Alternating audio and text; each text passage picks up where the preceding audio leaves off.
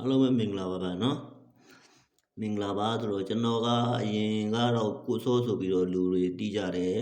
ကျွန်တော်အခုနောက်ပိုင်းအပြင်မှာအလုပ်နည်းနည်းရှုပ်နေတာနဲ့ကျွန်တော်ဗီဒီယိုတွေပြန်မတင်ပြဘူးတော့နော်အခုတော့ပြန်ပြီးတော့စပြီးတော့တင်နေပါပြီဗျာနော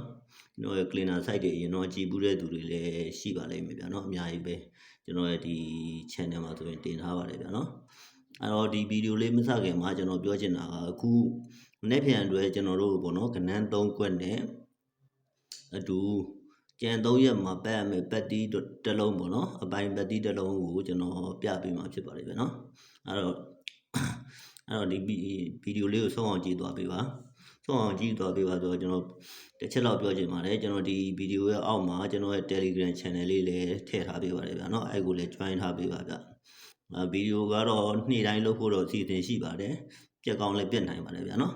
်အဲ့တော့ကျွန်တော်တို့ပေါ့နော် formula တွေအရင်တော့ကျွန်တော်တင်ဘူးတယ်ဒါပေမဲ့အခုကတော့အစအနေလို့ပြန်လုပ်ရမယ်ဆိုတော့ဒါတော့ formula လို့တော့မတတ်မှတ်တယ်ဘူးဒါလည်း formula တစ်ခုပါပဲဗျာနော်မှတ်ရင်လည်းမှတ်ထားလို့ရပါတယ်ဒီလိုဖြစ်ရင်ဒီလိုဖြစ်တယ်ဆိုတဲ့ဟာလေးတွေပေါ့နော်ကျွန်တော်တို့အရင်တပတ်ပေါ့နော်အရင်တပတ်တော့ကျွန်တော်တို့ရင်တပတ်တော့ပေါ့နော်38ဆိုပြီးတော့ကျွန်တော်တို့ power နဲ့ကျွန်တော်တို့မနေ့ပိုင်းမှာထွက်ပြီးတော့အဆုံးသက်သွားတယ်เนาะတောက်ကြနေမနေ့မှာတောက်ကြနေမနေ့မှာအဲ့လိုမျိုးအဆုံးသက်သွားတယ်ဆုံးသက်သွားပြီးတော့အဲ့လိုမျိုးပေါ့နော် power နဲ့အဆုံးသက်ပြီးရင်ကျွန်တော်တို့ကဘာကိုရှာတွေ့လဲဆိုတော့အဓိကပေါ့နော်ကျွန်တော်မနေ့ကဏ္ဍ3ခွက်မပြောခင်မှာကျွန်တော်တို့ပတ်ရမယ်ပတ်တီးတစ်လုံးပေါ့နော်မဖြစ်မနေထွက်ရမယ်ကျန်တဲ့အလုံးတစ်လုံးရှိတယ်ဗျာနော်အဲအလုံးကိုကျွန်တော်တို့ဇာတို့ပေါ့နော်6ချိန်စာ6ချိန်စာလောက်ကြည့်လို့ရပါတယ်ပေါ့နော်အဲ့တော့ရပါတယ်ဆိုတော့ကျွန်တော်တို့စကြည့်မယ်ပေါ့နော်စကြည့်မယ်တော့ဘယ်ကစကြည့်မလဲဆိုအဲ့လိုမျိုးတောက်ကြနေမနေ့မှာ power ထွက်တိုင်းမှာကျွန်တော်တို့နောက်တစ်ပတ်ထဲမှာပေါ့နော်နောက်တစ်ပတ်9ရက်မှာကျွန်တော်တို့ကကဏ္ဍတစ်လုံးဟာပေါ့နော်ဒီမှာဆိုရင်50ပေါ့နော်အဲ့တော့50ထွက်သွားတယ်50တို့ဒီမှာကျွန်တော်တို့ပေါ့နော်38တို့အဲ့လိုမျိုး power တွေနဲ့ကျွန်တော်တို့မနေ့ပိုင်းတွေမှာကျွန်တော်တို့ထွက်တယ်အဲ့လိုမျိုး power တွေနဲ့တောက်ကြနေမနေ့မှာဆုံးပြီးနောက်တစ်ပတ်မှာကျွန်တော်တို့ကဘာကိုတော့တွေးလဲဆိုတော့ပေါ့နော်ကျန်တာတွေတော့အများကြီးတော့ရှိတယ်ပေါ့နော်ဒါပေမဲ့အကြိုက်ဆုံးကဘာကိုတော့တွေးလဲဆိုတော့3ညပေါ့နော်3ညတစ်လုံးတော့တွေးတယ်3ညတစ်လုံးတော့တွေးတဲ့ခါကျတော့သူကအဲ့လိုမျိုးပေါ့နော်ဒီလိုမျိုး power နဲ့ဆုံးပြီးလို့ရှိရင်3ညတစ်လုံးဟာကျွန်တော်တို့2ကြိမ်ဒါမှမဟုတ်2ကြိမ်နဲ့အထက်ထွက်တယ်ပေါ့နော်ဒီမှာဆိုရင်80နဲ့60ဆိုပြီးတော့80နဲ့60ဆိုပြီးတော့2ကြိမ်ထွက်ထားတယ်နောက်တစ်ခါဒီမှာကျွန်တော်တို့38နဲ့ဆုံးသွားတယ်ပေါ့နော်ဒီနားလေးမှာ38နဲ့ကျွန်တော်တို့ဆုံးသွားတယ်အဲ့တော့38နဲ့ဆုံးသွားတော့ကျွန်တော်တို့38နဲ့ဆုံးသွားတော့ကျွန်တော်ဒီမှာကျွန်တော်တို့3ညဟာ1ကြိမ်2ကြိမ်3ကြိမ်ဆိုပြီးတော့ကျွန်တော်တို့3ခါပေါ့နော်3ခါထွက်တယ်ဆိုတော့ကျွန်တော်တို့လိုက်စစ်ကြည့်မယ်ပေါ့နော်နည်းနည်းလေးလိုက်စစ်ကြည့်မယ်ကျွန်တော်တို့ဒီမှာ83ဆိုပြီးတော့ကျွန်တော်တို့ပါဝါပေါ့နော်83ဆိုတာဟာကြီးထွက်တယ်အဲ့တော့83ဆိုတဲ့ဟာကြီးထွက်ပြီးလေပြီးတော့နောက်တစ်ပတ်မှာပဲကျွန်တော်တို့3ည5ကတော့ထွက်တယ်ပေါ့နော်အဲ့လိုမျိုး3ညတွေကကျွန်တော်တို့2ကြိမ်နဲ့အထက်ပေါ့နော်ကျွန်တော်တို့2ကြိမ်နဲ့အထက်ထွက်တာကိုတွေ့ရတယ်ဗျာနော်ဒီမှာ4ကိုဆိုပြီးတော့ပါဝါနဲ့ဆုံးတယ်ပေါ့နော်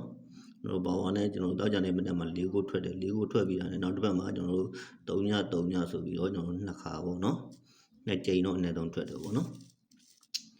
်အတော့2ကြိမ်တော့အနည်းဆုံးထွက်တယ်ဒီမှာလဲ50ပေါ့နော်50ထွက်တယ်50ထွက်ပြီးတော့နောက်တစ်ပတ်ကိုတော့ကြည့်မယ်ဆိုလို့ရှိရင်နောက်တစ်ပတ်မှာကျွန်တော်တို့3ညဒီမှာကျွန်တော်40တစ်ချိန်တရက်ပိတ်တယ်ပေါ့နော်တင်းနေတာနေတရက်ပိတ်တယ်ကျွန်တော်40 50ဆိုပြီးတော့ကျွန်တော်တို့အဲ3ညနှလုံ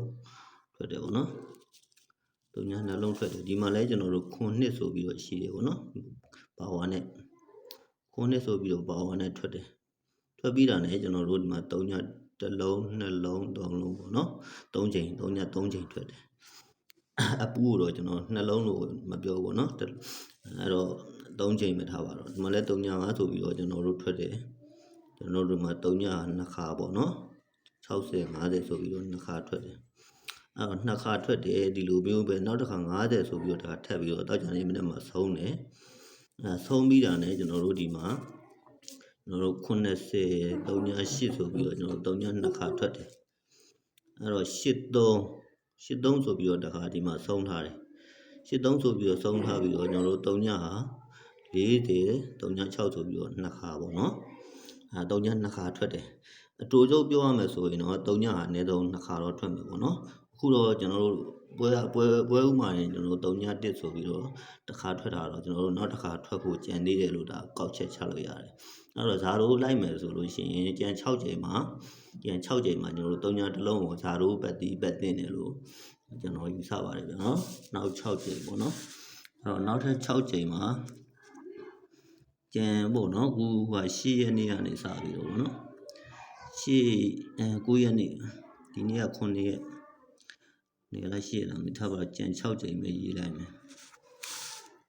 တို့ကြံ6ချိန်မှာဒီရတော့မလာဘူးဗျဟုတ်လေဆိုတော့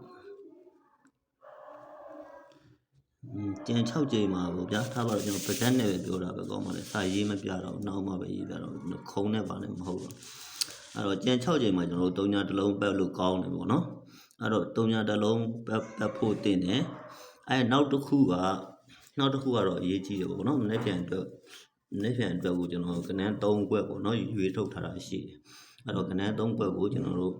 ထိုးကြည့်ကြမယ်ပေါ့နော်ကနန်း3ခွက်ကဘယ်လိုလာလဲဆိုတော့ကျွန်တော်တို့အဲ့လိုပဲပါဝါထွက်တယ်ပေါ့နော်သူကတော့တော်တော်လေးတော့လှတယ်ဗျာနော်ကြည့်ရတာတော်တော်လေးလှတယ်ဆိုတော့သူကကျွန်တော်တို့ပါဝါထွက်တယ်ပါဝါထွက်ပြီးတာနဲ့အင်္ဂါနေ့မှာကျွန်တော်တို့9နောက်ပိတ်ဆင်းပိတ်တယ်9နောက်ပိတ်ဆင်းပိတ်ပြီးတာနဲ့ပိတ်တယ်9နောက်ပိတ်ဆင်းပိတ်ပြီးတာနဲ့အဲ့တော့နောက်ထပ်ကနန်း3ခွက်ကိုပေါ့နော်ဆက်ပြောရမယ်ဆိုလို့ရှိရင်နောက်ထပ်ကနန်း3ခွက်ကိုကျွန်တော်တို့ဆက်ပြောရမယ်ဆိုလို့ရှိရင်ကနန်း3ခွက်ကိုဆက်ပြောရမယ်ဆိုလို့ရှိရင်ပေါ့နော်ဒီမှာကျွန်တော်တို့4ခုဆိုပြီးတော့ကျွန်တော်တို့ထွက်တယ်ပေါ့နော်မီးရပြတ်သွားပြီ4ခုဆိုပြီးတော့ထွက်သွားပြီးတော့အင်္ဂါနေ့ညနေမှာကျွန်တော်တို့9နောက်ဆင်းပိတ်တယ်အဲ့လိုပဲကျွန်တော်တို့ဒီမှာကျွန်တော်တို့50ဆိုပြီးတော့ထွက်တယ်အင်္ဂါနေ့ညနေမှာ9နောက်ပိတ်တယ်ပေါ့နော်2ခါ2ကြိမ်ပေါ့နော်2ကြိမ်နောက်တစ်ခါကျွန်တော်တို့ဒီမှာ83ထွက်တယ်ဟိုအင်္ဂါနေ့ညနေမှာခွန်9ဆိုပြီးတော့9နောက်ဆင်းပိတ်တယ်အခုလဲကျွန်တော်တို့ဒီမှာ38ဆိုပြီးတော့ထွက်ထားပြီးတော့ကျွန်တော်တို့ဒီမှာ9ခွန်ဆိုပြီးတော့9နောက်ဆင်းပိတ်တယ်ပေါ့နော်အဲ့တော့ဖုန်းကဟိတ်တက်နေဒုက္ခပဲဆင်းပိတ်တယ်ဆိုတော့အဲ့လိုမျိုး9နောက်ဆင်းပိတ်ပြီးတာ ਨੇ ကျွန်တော်တို့1ပါဝါ6 1နှစ်ခက်8ဆိုပြီးတော့168ဆိုတဲ့ကနန်းကအပီးထွက်တယ်ပေါ့နော်18ဆိုပြီးတော့ဒီမှာအပီးထွက်ထားတယ်ကျွန်တော်တို့ဒီမှာလည်းကျွန်တော်တို့50ပြီးတယ်အင်္ဂါနေ့ညနေမှာကျွန်တော်တို့9နောက်ပိတ်တယ်ပြီးရင်168ဆိုပြီးတော့အပီးထွက်တယ်16ဆိုပြီးတော့ထွက်တယ်ပေါ့နော်အဲ့တော့ဒီမှာလည်းကျွန်တော်တို့83ဆိုပြီးတော့ကျွန်တော်တို့ပါဝါနဲ့ဆုံးထားပြီးတော့ကျွန်တော်တို့ခွန်9ဆိုပြီးတော့ကျွန်တော်တို့9နောက်ပိတ်ပြီးတော့ကျွန်တော်တို့168ကနေ686ဆိုပြီးတော့အပီးထွက်တယ်ပေါ့နော်အဲ့တော့အဲ့ဒါနဲ့ဆိုလို့ရှိရင်ကျွန်တော်တို့ကဟောပေါ့နော်ဒီမှာစာတော့ရေးမပေးတော့ဘူးပေါ့နော်ဗီဒီယိုလေးတော့ဆုံးအောင်ကြည့်ပေးပေါ့အဲ့တော့38ထွက်တာတော့ကျွန်တော်တို့ဒီ38ထွက်ပြီးတော့ကျွန်တော်တို့ခွန်9ဆိုပြီးတော့ထွက်တယ်ဒီမှာလည်းကျွန်တော်တို့83ထွက်ပြီးခွန်9ဆိုပြီးတော့ထွက်တာပဲပေါ့နော်အဲ့တော့ခွန်9ထွက်ပြီးရတယ်ကျွန်တော်တို့ဒီမှာ168ဆိုတဲ့ကျွန်တော်တို့အခွေပေါ့နော်ကနန်း3ခွက်16ရ18က86ရအဲ့ကနန်း3ခွက်ကိုမနေ့ကိုပေါ့နော်အဲ့လိုမျိုးနည်းနည်းလေးထိုးဖို့တိုက်တွန်းခြင်းတယ်ပေါ့နော်ဒါကတော့ကျွန်တော်အခုမှစလုပ်တာဆိုတော့ဗီဒီယိုခတ်တူပဲလုပ်မယ်ဗျာနော်အဲ့ဒါတော့ဒီလောက်ပါပဲကျွန်တော်အောက်မှာ Telegram like subscribe လုပ်ရတယ်လုပ်ထားပေးပါဗျာနော် Telegram channel လေးကိုလည်းကျွန်တော်အောက်ကဟိုမှာရေးပေးထားမယ်ပေါ့နော်ဒါ join ထားလို့ရပါတယ်ဗျာနော်အခုမှပြန်လို့တော့ကျွန်တော်လူလည်းတိတ်မရှိတော့လူတွေလည်းထွက်ကုန်ကျွန်တော်အိမ်ပြန်ရောက်ထားတယ်တိတ်မကြသေးလို့ဗျာနော်အဲ့တော့မနေ့ပြန်168အခွေလေးရှိတယ်ပေါ့နော်မနေ့ပိုင်း